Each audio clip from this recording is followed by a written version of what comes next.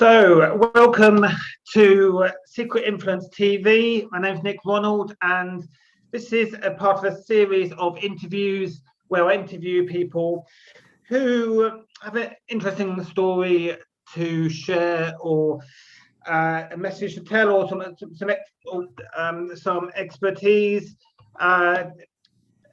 Because I believe everyone has a story to share, and everyone has expertise, and that's how we learn, and that's how we grow and we become better influencers to get our message out or be more successful. So today I'm very excited to be chatting to Phil Buchanan, who's the founder of the Sanguine Writing House. So welcome, Phil. Welcome. Hi, Nick. And so, just to sort of start off, where are you based? Where are you speaking from today? The Sanguine Writing House is, as you probably imagine, it's pretty virtual, really. I've got a girl in Corfmullen in Dorset called Vanessa. We've got a sort of PR man who's in Manchester. Myself and my nephew are in Glasgow, and we have other writers scattered all over the place from Blackpool, Wales, north of Scotland. So there isn't an office as such. The wonders of technology and going online is, I think, is that you can have a real internet or national or international team that way. So can you explain, for people who don't know, what the Sanguine Writing House is? Sanguine Writing House was formed on the 3rd of September last year. It's basically an online mystery platform. It takes the murder mystery that you might have acted out in a hotel dinner or in situ in a house, and it's converting it to be an online experience. Okay, great. And so, before you started Sanguine Writing House, what did you do before that? Were you, have you always been involved in writing or drama, or did you do something different? Was it a change in direction? No, never before have I even attempted to act. I would say is the right answer. Recruitment really is where most of my professional life has been, probably 15 to 20 years, recruiting temporary workers, mostly for large businesses, mostly in construction. Okay. I've always had loads of ideas, and we've always tried to take these ideas to market. Some of them have worked very, very well, and some of them have been a little less profitable, shall we say. Okay, and so quite a change in direction. So what made you start up Sanguine Writing House? I mean, I know you said you had lots of ideas. What came that moment we thought, right, this is what I want to do?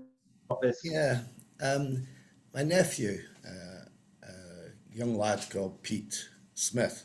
Okay. He is a very, very, very good writer.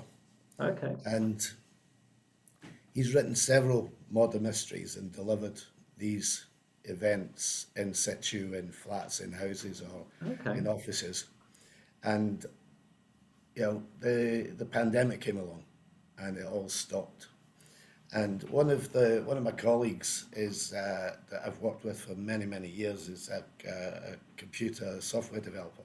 Okay. And I sat down with my nephew and said, "Do you think we could take your scripts and put them online?" Pete that was his escapism, delivering a murder mystery. Okay. He suffers very, very badly from depression.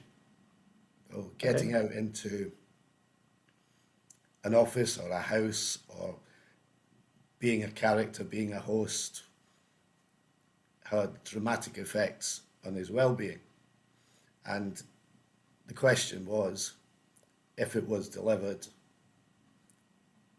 virtually and his scripts were brought to life virtually, could it have a similar effect, really, I think. So that was the spark, and Okay. it's only been a few months, but it's beginning to get a little bit of traction. So I know from talking to you before that mental health is a too close to your heart, and something you support. The Sanguine Writing House supports. Would you? So, I mean, did you see these sort of games, being a positive way of helping people who suffer mental health, with it, whether it's any level, because as a way of giving people out, perhaps way of getting them out, building confidence or social skills, or I don't know, different levels. Do you think it's something that, because even if last year, mental health's gone up with people getting anxiety and loneliness and depression, and it's a massive, it's always been a massive issue, but I think it's been increased obviously with COVID. Do you see this genuinely, see these sort of role-playing games being a positive way to? Absolutely. I mean, my experience only is that I have seen literally hundreds of people play these games now, and almost without exception, everybody has laughed, everybody has had fun, everybody has commented on. It was almost like being on a night out. Go out to the theatre or the cinema. The theatres are dark now. There's nobody in football stadiums, and the feedback is that it's had an enormous effect, absolutely enormous effect. I make sure I play 3 or 4 games a week, and even though I'm playing repeat games, I just never stop loving doing it. So I think that yes, it has a really, really Yep. big impact. I mean, they say laugh's the best medicine. I think if nothing else, to being having an opportunity to laugh, and yeah, that's one of the. I think that's one of the best things you can you can do for your for your mental health stuff. But you do something which genuinely lifts your spirit and makes you laugh. In the last year, you obviously started with the Sanguine Writing House before lockdown. To the last, how's your business been? Was your business affected? Do you find you were more busier, or because obviously you're online anyway? In that sense, did it affect your? Um, well, it was really established because of lockdown. Okay, So okay, there, there's no data to sure, say whether or not it will have a dip when people can go out and meet people again. But I've seen a market for it, and I would hope that the people that have played it will spread the word a bit, and maybe we'll get a little bit more traction. But like any new business, it does take time to build up. of course. And just talk about lockdown. I mean, how did you keep yourself motivated personally?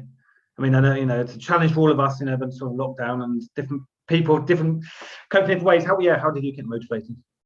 Well, I've had no time really to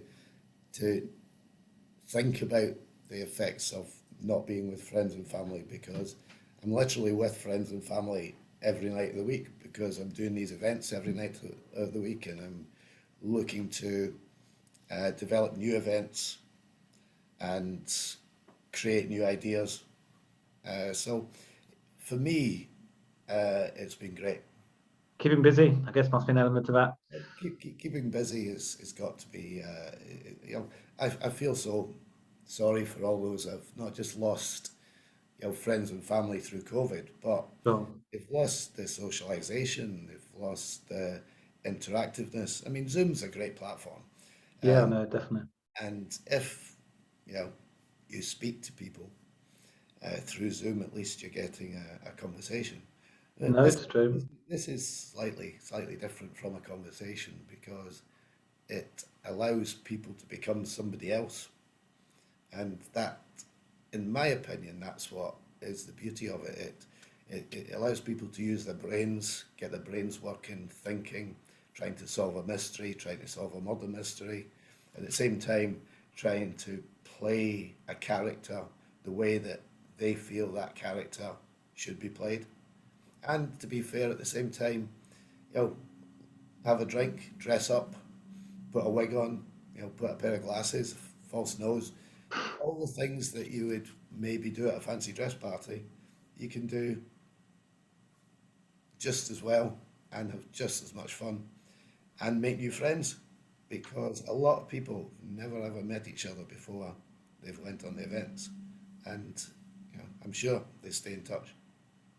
I mean, yeah, definitely ticks all the boxes there. I think most people at some level enjoy a bit of escapism, particularly if you're in lockdown, or if you do a stressful job, a bit of escape in some way. And I think that's why people read books or watch films or so. There's definitely that element there with doing these sort of games.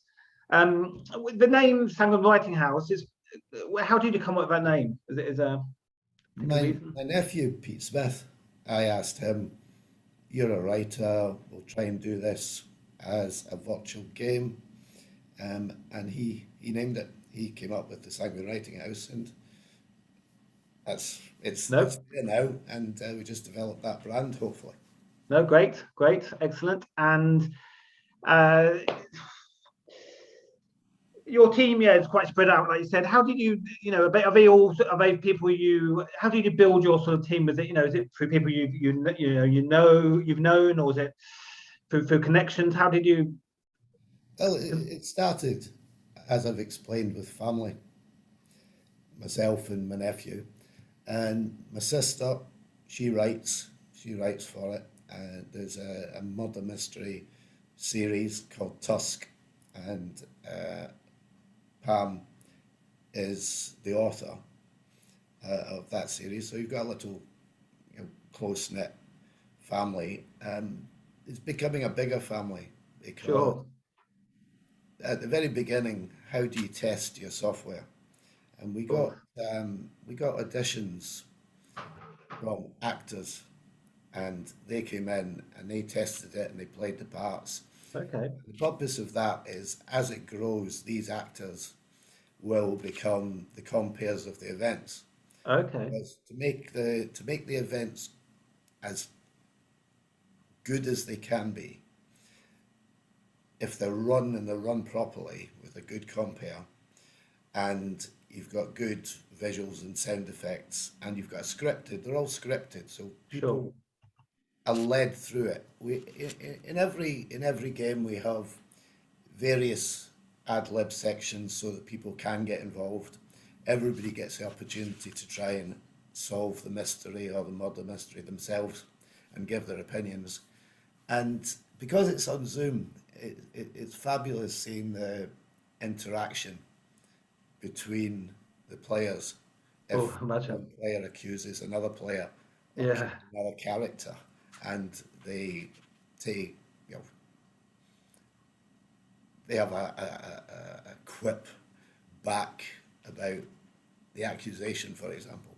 It's absolutely wonderful to watch, and the actors that play the compares, they've all got fabulous skills in voiceover skills or videography skills and video editing skills. It's amazing because they'll all become, as it grows, more of these actors hopefully will become into the family. Sure. And And of course. they will expand. And there's a game on Friday night Okay. this week, and it's got 5 players from America and 1 from Oh Hong Kong. wow. Okay. And it just shows that virtual is worldwide, and Definitely. No, it's can be worldwide. So yeah, I think that it started with 2 or 3 of us within the family, and it's expanded out to become a lot of people in a very short period of time. And the people I want to make sure I can look after. I mean, a lot of actors are out of work, and I can't give true. them No, definitely. more games. They can entertain. They're entertainers, these people, and they're very, very, very good entertainers.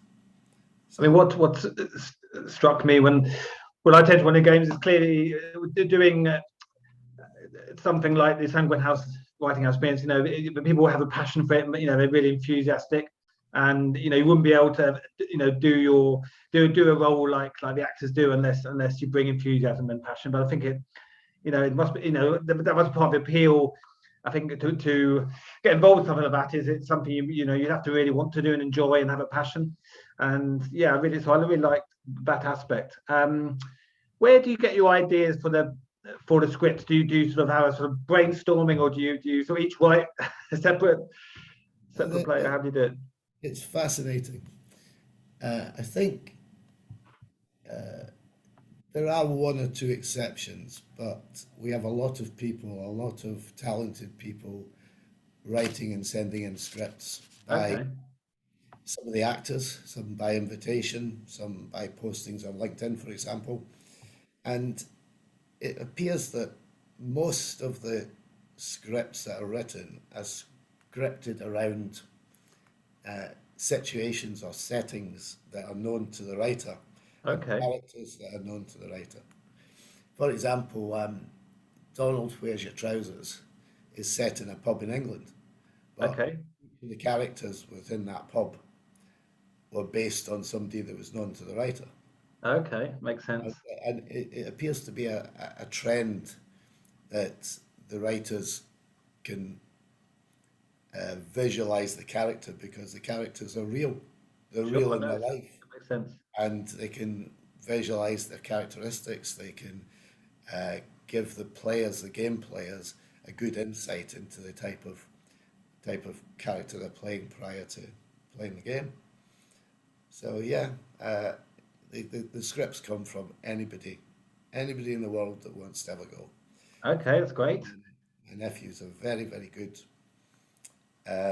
writer himself, and Sure.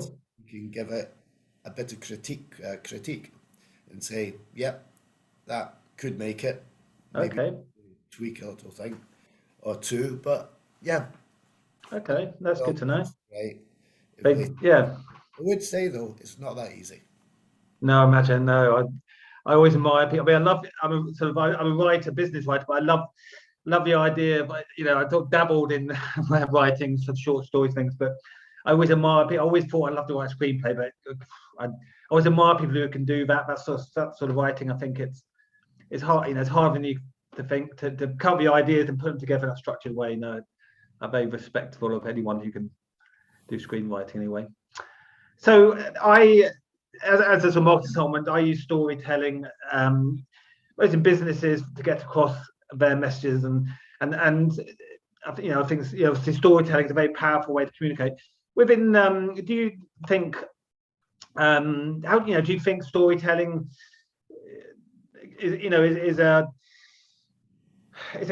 good skill that obviously in theatre, in online games, there's a lot of storytelling. Do you think it's a good important skill?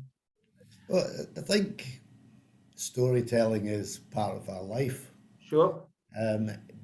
Books are based on storytelling, newspapers, the internet, more or less everything in life is based on storytelling. And to be fair, it's primal. It's from a very, very early age. Sure. Because from the moment that we've got the ability to talk, we've got the ability to read, the ability to listen, parents use storytelling to educate their kids, and Cool. that never goes away. No. Look at the type of TV, crime drama, for example, detective shows. Miss Marple never ages. People watch True. it now, Yeah. No. and that's all about storytelling. It's all about engaging. It's all about capturing the imagination of people, and it is in everything we do on a day-to-day basis. Yeah. No. So it's one of the things we've done since dawn of time is we humans use storytelling to pass knowledge and wisdom down. So it's we use it for entertainment and distraction, escapism, but also passing on knowledge. Talking about books and films, do you enjoy reading books or films? And do you have a particular book or author or film, type of film you really like? To be honest, not really. Okay.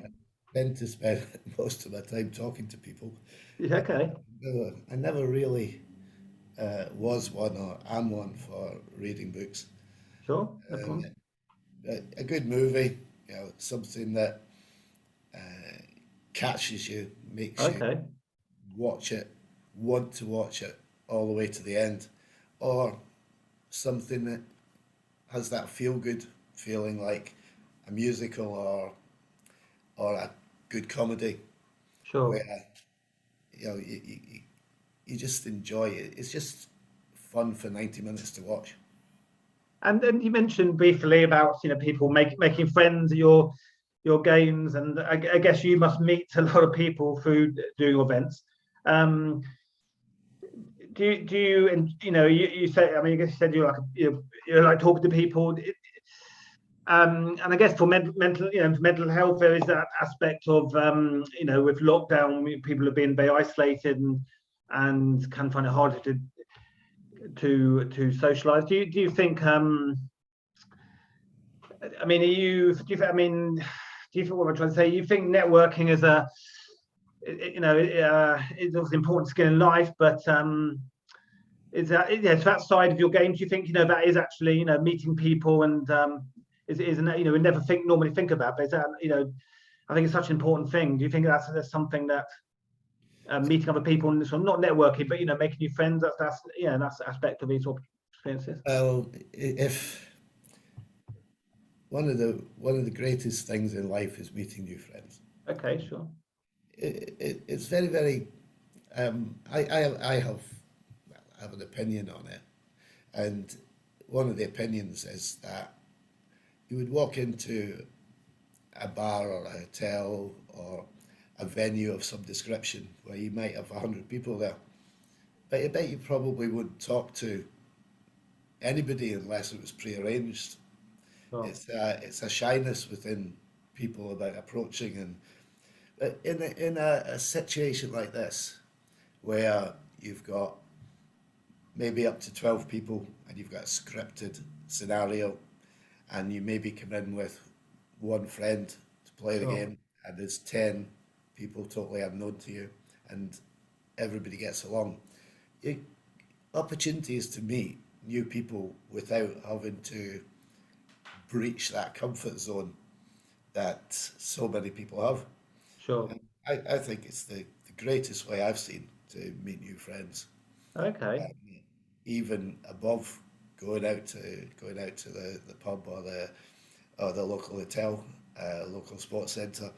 You tend to do that with somebody, and Sure. this is an opportunity to still do it with somebody, but meet other people without having to have the opening question or the approach, because you're part of it. No, true. Yeah. If someone had never done one of these games before and they're thinking of doing one, signing up for one, is there any, and they weren't sure what to expect, is there any sort of tips for for how they can get the most out of it? And Just relax and enjoy it. great. Can't say any more than that. Just relax and enjoy it, and I assure you, you will enjoy it. And what's your plans for the next year, or do would, I mean, grow, obviously reach wide audience, grow your bit, grow the brand, but is there any specific goals you have? Just carry on doing what we're doing, building the team of very, very talented people. Try and create more events. Try and create more diversity in the type of events. One of the big goals is to be able to create something for the sort of 8 to 11-year-old group, Okay, pre the pre big school as they like to call it when they're young, sure.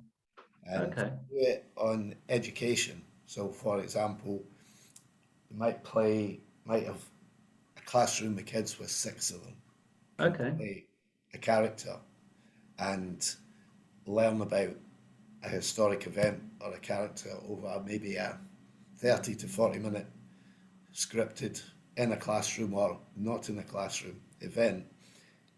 Absolutely sure that they would remember what they're being taught because of the fun they had being taught it.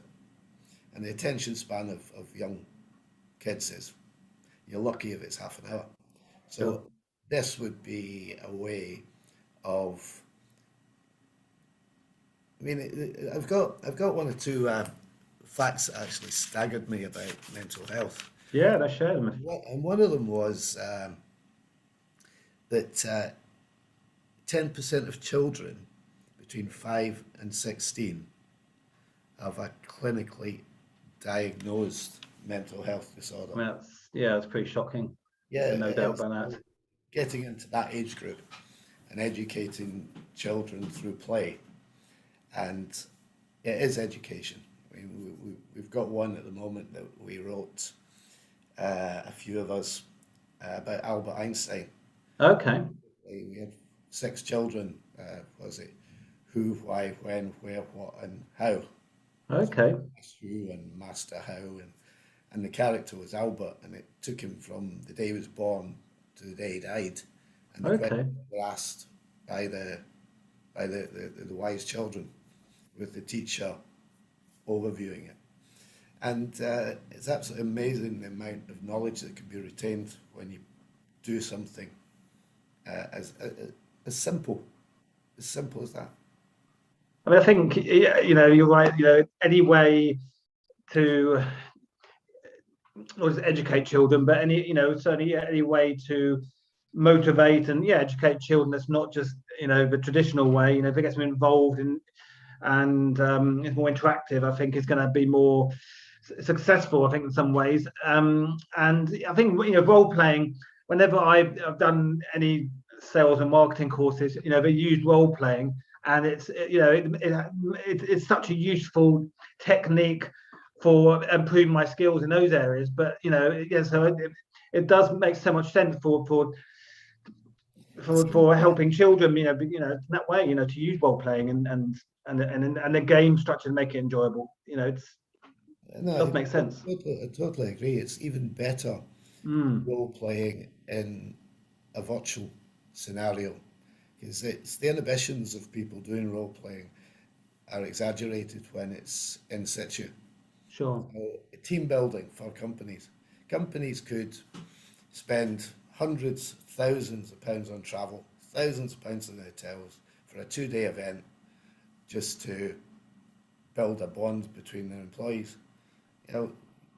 They could quite easily do exactly the same online with these type of games, save fortunes for the company in travelling, and still get the message across. We've got Zoom, have a 5-hour Zoom conference, do a 2-hour of what you want to train your team in, have your break with let your hair down and have a role playing go, and then go back to your Zoom meeting and finish off with some more company training philosophies, etc.